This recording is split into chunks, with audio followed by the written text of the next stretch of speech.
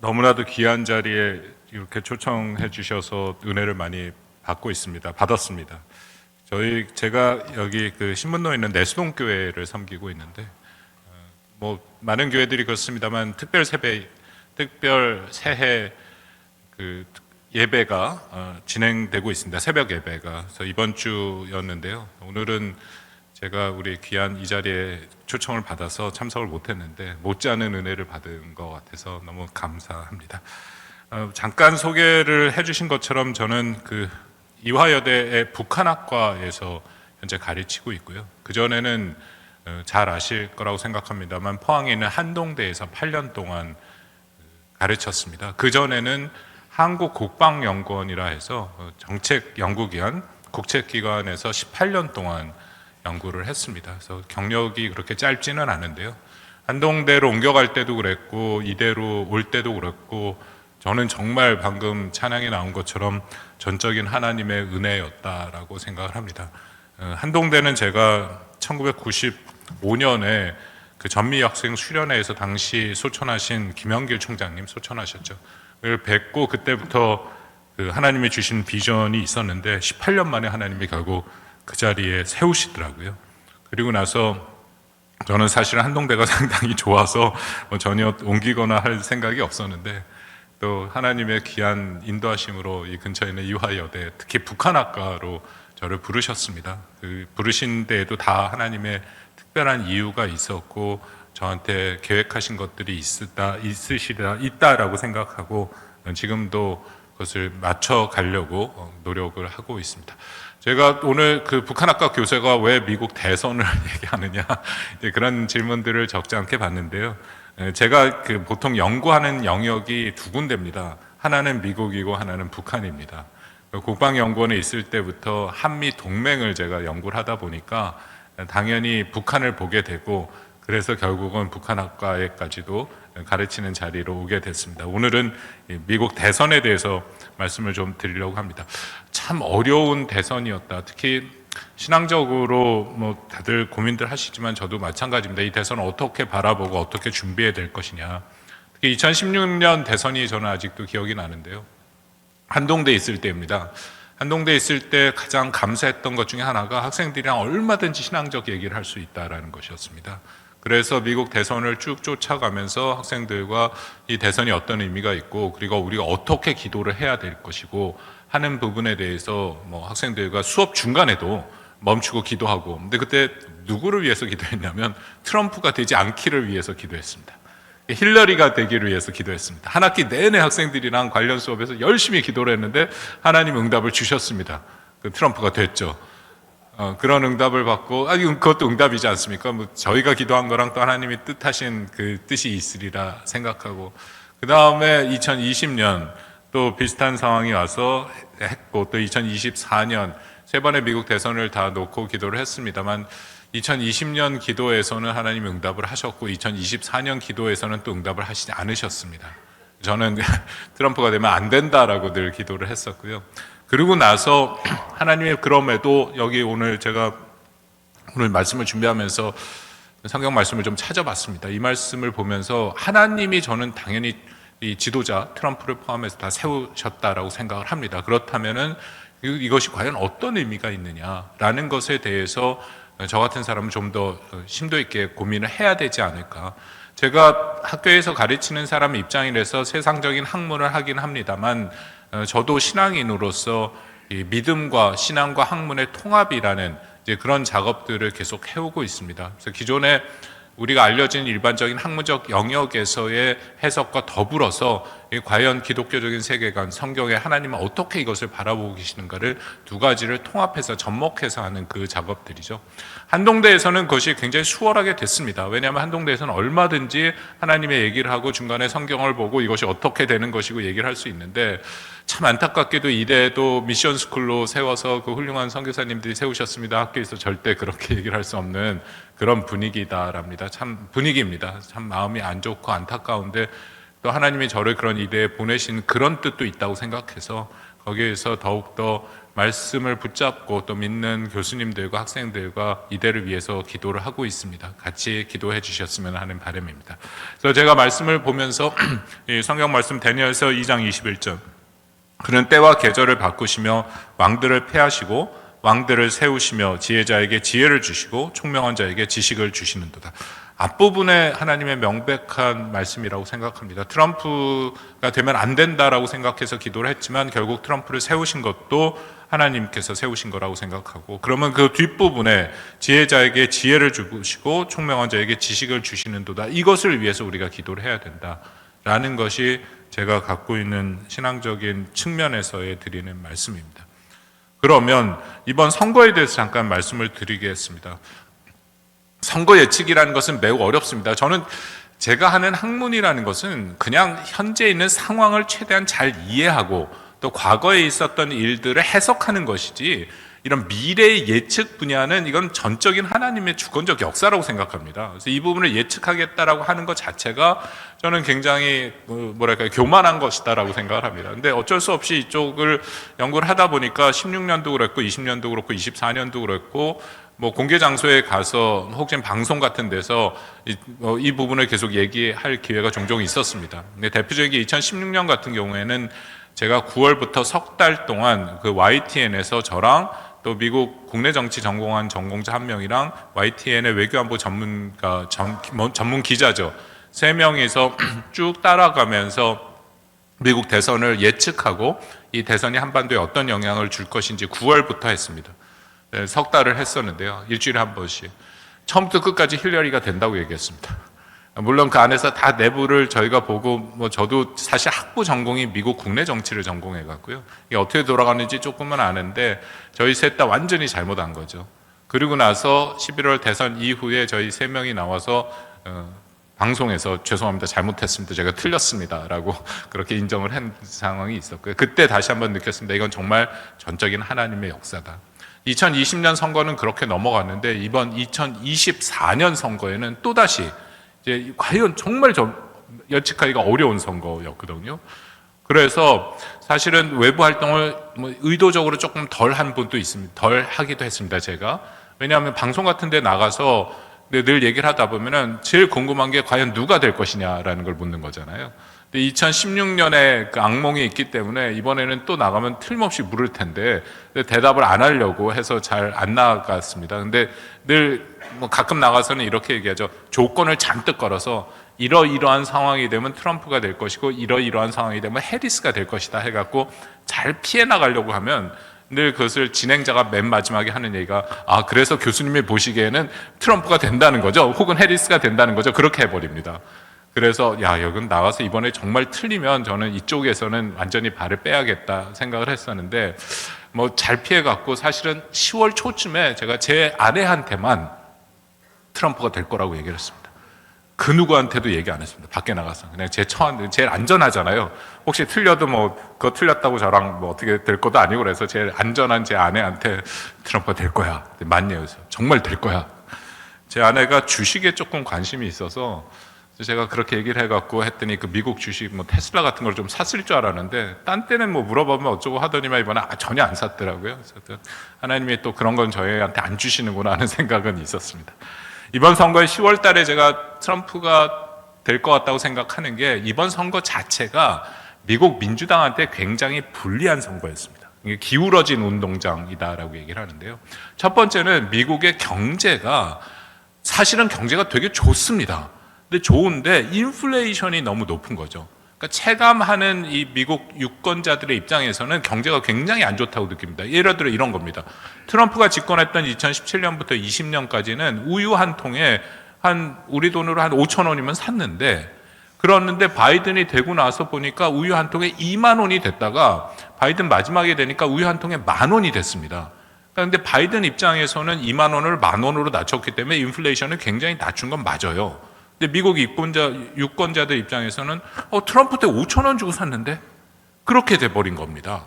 그래서 미국 대선이 1980년대, 그 당시 80년 선거, 지미 카터 79년 12월 80년 선거죠. 지미 카터와 얼마 전에 소천하신 정말 훌륭한 우리 크리스찬 지미 카터와 레이건 때, 그때 인플레이션이 미국 그 대선의 제1의제가 된 이후에 이번에 처음 미국 대선의 제1의제가 됐습니다. 그러니까 결국 민주당이 그것을 제대로 하지 못한 거고요. 두 번째는 법과 질서의 문제입니다. 미국 최근에 뭐 많이들 가보셨겠지만 그 아름다운 도시인 서부의 샌프란시스코, 포틀랜드 같은데 뭐 마약 중독자가 넘쳐납니다. 범죄율이 굉장히 높고요. 캘리포니아 같은 경우에는 950불까지 훔치면 그것은 경범죄로밖에 처벌을 안 합니다. 그러니까 법과 질서가 미국민이 느끼기에도 굉장히 무너졌고, 그리고 불법 이민자들이 사실은 뭐 최소한 300만 명 이상이 바이든 때 더 들어온 것도 사실입니다. 미국 내에 불법 이민자 숫자가 1200에서 1300만이 되고 있고, 그러니까 미국 유권자 입장에서는 이 법과 질서의 문제에 굉장히 심각한 고민을 할 수밖에 없다. 이 두 가지가 핵심적인 의제였는데, 해리스가 지난 10월 달 미국 ABC 방송에서 인터뷰를 하는데 그렇게 물어봤습니다. 그 앵커가 당신이 생각하기에 바이든과 당신과 차별화되는 것이 무엇이 있느냐? 거기에 대해서 해리스가 이렇게 얘기를 했습니다. 잠깐 생각하더니 자기는 특별히 차별화되는 게 없다. 제가 그때 이 선거는 졌구나 했습니다. 최소한 제가 말씀드린 이 두 가지, 인플레이션과 법과 질서는 자기가 반드시 꼭 지켜야 된다. 이것은 수호하겠다, 바꾸겠다 하는 얘기를 했어야 되는데 그런 얘기를 안 했다라는 거죠. 그리고 해리스는 그 배경 자체가 검사입니다. 그래서 사실 법과 질서 측면에서 유리함이 있었고, 그래서 민주당이 일부러 저는 해리스를 그런 면에서 세웠다고 했는데 그 부분은 결국 해결이 안 됐다는 거. 그것은 전체적인 큰 틀에서 바로 그때 나타나는 문제를 말씀드리는 거고, 저는 신앙적인 측면을 포함해서 민주당이 굉장히 잘못된 길로 가고 있다고 생각했습니다. 하고 있습니다, 여전히. 2016년에 좀 이따 말씀을 드리겠습니다만 트럼프라는 사람이 대통령이 당선이 된 것을 보고 민주당은 반성을 했어야 됩니다. 2020년에 바이든이 된 거는 코로나라는 특수한 상황이었기 때문에 된 거고, 코로나가 없었으면 트럼프가 100%, 99% 되었을 겁니다. 그런데 뭐가 문제냐면 민주당의 이 진보적인 세력이 너무 많이 나갔습니다. 그 나간 수준이 아마도 제 동성애 문제, 제가 한동대에 있을 때부터 굉장히 고민하고 있고 그걸 반대하고, 한동대가 정말 죄송한 말씀입니다만 한국에 있는 신학대학 포함해서 유일하게 동성애 반대를 학교 차원에서 공식적으로 표명한 게 한동대입니다. 신학대학들도 못했어요. 그거 표명하고 나서 제가 그 관련 보직을 맡고 있었는데 얼마나 집중 포화를, 언론들, 진보적인 언론들에서 집중 포화를 하고 교내에서도 거기 반대하는 세력들이 뭐 소수긴 합니다만 있어서 이제 어려움을 겪었던 그 경험이 있는데요. 흔히들 동성애 LGBTQ라고 얘기하지 않습니까? 미국의 진보, 민주당 중심의 이 진보, 급진 진보 세력이 그걸 더 확장을 시켜서 19개로 성을 나눴습니다. 저도 다 모르겠습니다. 19개가 뭔지 그 안에. 그러니까 그만큼 성 정체성을 다 나눠버린 거죠. 그래서 자신들, 특히 저는 그 작년 7월 달에 캘리포니아의 주지사가 게빈 뉴섬이라는 사람인데 굉장히 진보적인 사람인데요. 이 사람이 캘리포니아에서 법을 하나 통과시켰는데 무슨 법이냐면 성정체성 보호법이라는 겁니다. 그래서 뭐 초중고 다니는 주로 중고겠죠. 중학교, 고등학교 다니는 학생들이 학교의 생활기록부 같은데 자기의 성정체성을 표시하게 됩니다. 19개 중에 하나. 근데 그거를 부모한테 알리지 말게 만드는 그 법이었습니다. 그러니까 학생들이 얼마든지 자기의 성정체성을 그렇게 하고 그것을 부모는 모르는 거죠. 이것 때문에 캘리포니아에 있는 그런 유권자들도 굉장히 문제 제기를 했다. 그러니까 제가 이번에 민주당에 하는 것을 보니까 미국 유권자, 한국 유권자, 세계 유권자 다 비슷합니다. 경제 문제 중요하고 법과 질서가 중요하고 이런 핵심적인 문제를 얘기해야 되는데 그것을 다 벗어나서 성 정체성, LGBTQ를 19개로 나누고 그것이 정치적으로 올바르다, 흔히 말하는 PC, Political Correctness, 그런 얘기만 계속했습니다. 저는 이게 굉장히 심각한 민주당의 패착이다라고 생각합니다. 어떻게 보면 하나님께서 이것을 좀 바로 세우기 위해서 저는 트럼프를 선택한 것이 아니냐. 현재로서는 저는 그렇게 생각합니다. 저는 민주당이 굉장히 신앙적으로 볼 때 심각한, 너무 급진화돼 버린 거죠. 뭐 당연히 인권 존중하고 사람의 개인의 권리 존중해야 되지만 하나님이 만들어 놓으신 성의 정체성, 양성입니다. 저는 성평등이라는 표현도 잘못돼요. 양성이죠. 남과 여 둘만 있는 거지 다른 성은 있다고 생각하지 않습니다. 양성평등이죠. 이런 것들을 다 흩트는 게 너무 많이 나가서 굉장히 불편합니다. 미국의 요즘 방송들 뭐 보면은 다들 남자끼리 나와서 이렇게 계속 얘기하는 그 커플들이 다 나오고, 그러니까 이게 세계가 세상이 어떻게 돼가 있는 하나님이 얼마나 여기 가슴 아파하실까 이런 부분이 있는데 미국이 너무 많이 간 상황에서 이것을 바꾸겠다라는 인물이 등장했죠. 아마도 여러분 제일 잘 아시는 유명한 사진입니다. 작년 7월에 트럼프에 대한 암살 시도가 있었고 이 소리를 들고 트럼프가 한 얘기가 세 가지입니다. 세 번 소리를 질렀죠. 싸우자, 싸우자, 싸우자. 파이트, 파이트, 파이트. 뭘 위해서 싸운 거냐? 트럼프의 이미지는 뭐냐? 트럼프의 상징성은 뭐냐? 트럼프는 기본적으로 기존에 있는 이 워싱턴의 주류 세력들과 싸우겠다라는 그 생각을 갖고 있습니다. 그래서 트럼프를 지지하는 대다수의 지지자들은 트럼프를 전사라고 생각합니다. 자기를 위해서 싸워주는 전사. 물론 이제 조금 더 나가서 약간 너무 좀 많이 나간 분들은 뭐 재림 예수 막 그렇게까지 얘기하는데 그거는 저는 절대 조심해 말이 안 되는 얘기라고 생각하고 어쨌든 자신들의 기존의 어려움들을 위해서 싸워주는 이런 상징성, 전사의 이미지를 갖고 있다. 이게 무슨 말씀이냐면요. 미국이 잘 삽니다. 아시죠? 미국이 잘 사는 게. 우리가 국민소득이 지금 3만 한 2,000불, 4,000불까지 된다고 하는데 미국이 1인당 국민소득이 8만 4천 불에서 9만 불까지 됩니다. 우리보다 거의 3배 가까이 잘 살죠. 그래서 근데 이게 문제가 미국은 잘 사는데 미국의 중부에 있는 사람들, 흔히들 말해서 쇠락한 공업지역이라고 불리는 러스트벨트라고 불리는 그 지역에 있는 고졸 이하 백인들, 저학력층 백인들은 삶이 굉장히 어렵습니다. 1970년대에 그 당시에 미국의 제조업들이 거기 있었죠. 미국 차, 무슨 미국 냉장고 뭐 그런 것들이었는데 요즘 다 안 사죠. 미국 차 냉장고, 뭐 철강, 이 조선 다 망했고. 근데 거기에 있는 고졸 이하 백인들은 그렇기 때문에 현재의 삶이 1970년대 삶과 크게 다르지 않습니다. 그들의 월 소득을 비교해 보면 1970년대 소득과 지금 소득이 그렇게 차이가 안 난다. 그렇다면 그들의 실질 소득은 엄청 떨어진 거죠. 그런데 이들 사람들에게는 상대적 박탈감이 있는 게 말씀드린 것처럼 미국은 잘 살거든요. 동부를 중심으로 해서 월스트리트로 대변되는 금융산업이 세계를 끌어가고 서부의 캘리포니아, 실리콘밸리, 일론 머스크를 비롯해서 그런 첨단 IT 기업들이 세계를 끌어갑니다. 앞으로 저는 미국이 상당 부분 여전히 잘 살 거라고 생각합니다. 그런데 이 고졸 이하의 백인들 층에는 미국은 왜 이렇게 잘 사는데 나는 이렇게 힘들지? 나는 왜 이렇게 어렵지? 그게 결정적인 계기가 2008년에 금융위기, 세계의 금융위기가 생기지 않습니까? 미국은 집을 사면은 집이 뭐 한 20년, 30년 이렇게 활부로 삽니다. 은행에서 돈을 빌려서. 그런데 2008년 금융위기가 돼서 은행이 무너지니까 이 사람들이 갖고 있는 집마저 뺏긴 거죠. 미국의 꿈, 아메리칸 드림이라는 게 이런 거지 않습니까? 미국의 집이 좋지 않습니까? 약간 교회 외곽으로 나오면 넓은 집에서 사죠. 집 한 채 있고 자식들 원하면은 대학 교육 할 수 있고 아프면 병원 가서 치료받을 수 있고 그리고 자기 은퇴하면 연금 받아 살 수 있고 이게 미국이 흔히 말하는 중산층의 미국의 꿈, 아메리칸 드림인데 이게 무너지기 시작한 지 꽤 됐습니다. 그리고 말씀드린 그 쇠락한 공업 지역에 있는 그들의 고졸 이하 백인들은 이미 다 무너져 버렸고 2008년에 결정적으로 그나마 있었던 집 한 채마저 다 날리는 상황이 온 거죠. 바로 이 길목에 트럼프라는 인물이 있었습니다. 트럼프가 하는 얘기가 야 니네 사는 거 힘들은가 내가 알아. 사실은 트럼프 모르죠.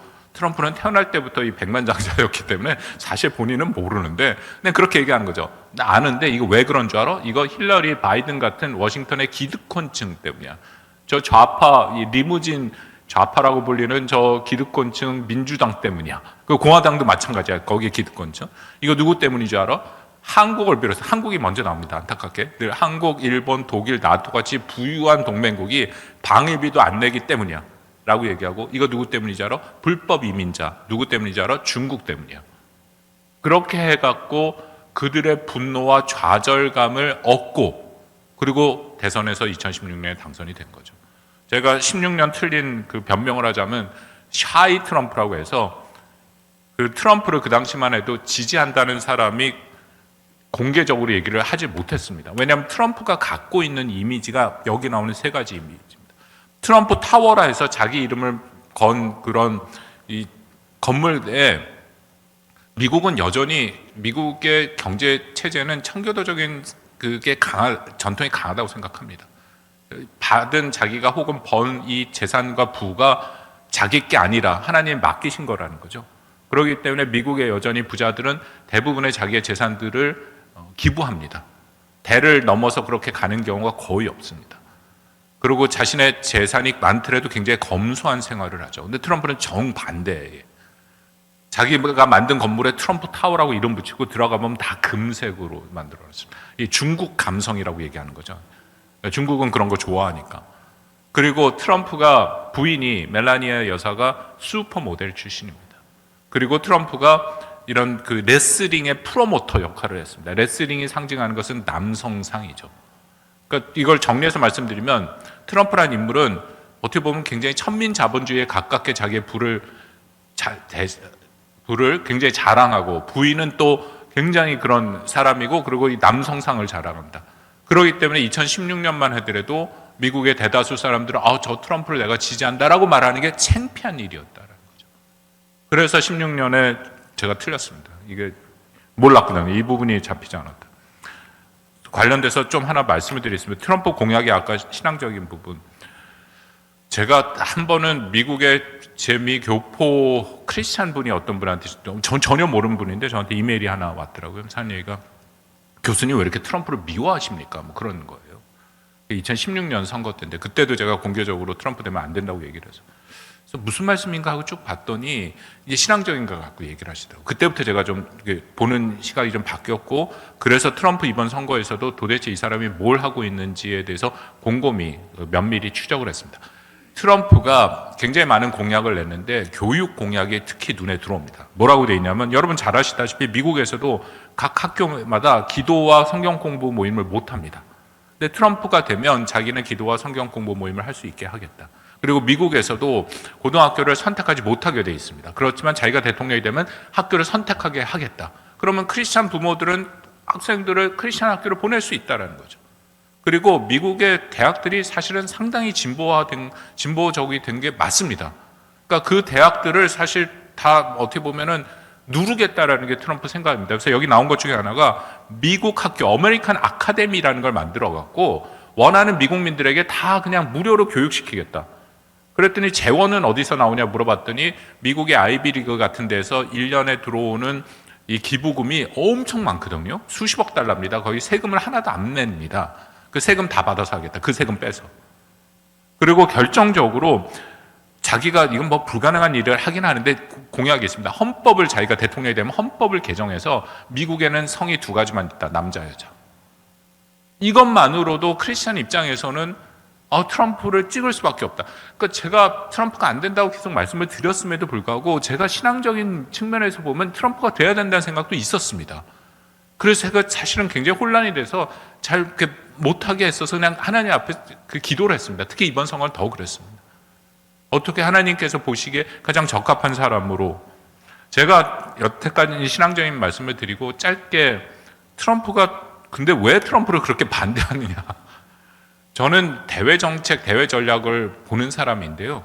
트럼프는 그간의 미국이 1945년부터 해왔던 이것을 이제 우리가 자유주의적 국제 질서라고 하는데 민주주의의 근본을 둔 질서입니다. 이거를 부인하는 사람입니다.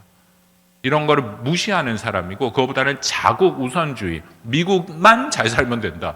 라는 생각을 하는 사람이기 때문에 이 사람이 되면 한미 관계가 매우 어려울 것은 분명합니다. 한미 관계뿐만 아니라 앞으로의 미국이 갖고 있는 다른 국가와의 관계도 다 어려워질 것은 분명합니다. 제가 시간이 많지 않아서 이 북한 문제만 잠깐 마무리를 하고 말씀을 마치겠습니다. 왜 어려워질 거냐? 여러분 잘 아시다시피 2018년, 19년 트럼프가 김정은을 만났죠. 총 3번을 만났습니다. 그런데 만나서 정말 한반도의 평화나 북한 핵 문제 해결을 위해서 본인이 노력했냐? 그렇지 않습니다. 대표적인 얘기가 2018년 6월 달 처음으로 김정은을 싱가포르에서 만나서 합의문을 냈는데 그 합의문이 아무런 의미가 없었습니다. 그 합의문은 사실은 북한이 원하는 것을 100% 들어준 거였거든요. 저 같은 사람은 그걸 보고 펄펄 뛰었습니다. 이것은 합의도 아니고 그냥 북한이 불러준 대로 받아 적은 거다. 그런데 나중에 알고 봤더니 왜 트럼프가 그런 얘기를 했냐면 북한이 계속 버티고 있다고 와서 얘기를 하니까 화를 내면서 이런 식의 정상회담은 의미 없는 문서에 서명하고 사진 찍고 승리를 선포하면 된다. 그러니까 이 사람의 기본적인 생각은 정말 한반도의 우리의 민족의 운명이나 북한의 비핵화라든지 그런 게 관심이 있었던 게 아니라 그냥 자신의 정치적인 그런 의미를 찾고자 하는 생각이 매우 강했다라는 겁니다. 이게 하나의 예인데요. 그거 외에도 모든 분야에서 그런 부분이 강합니다.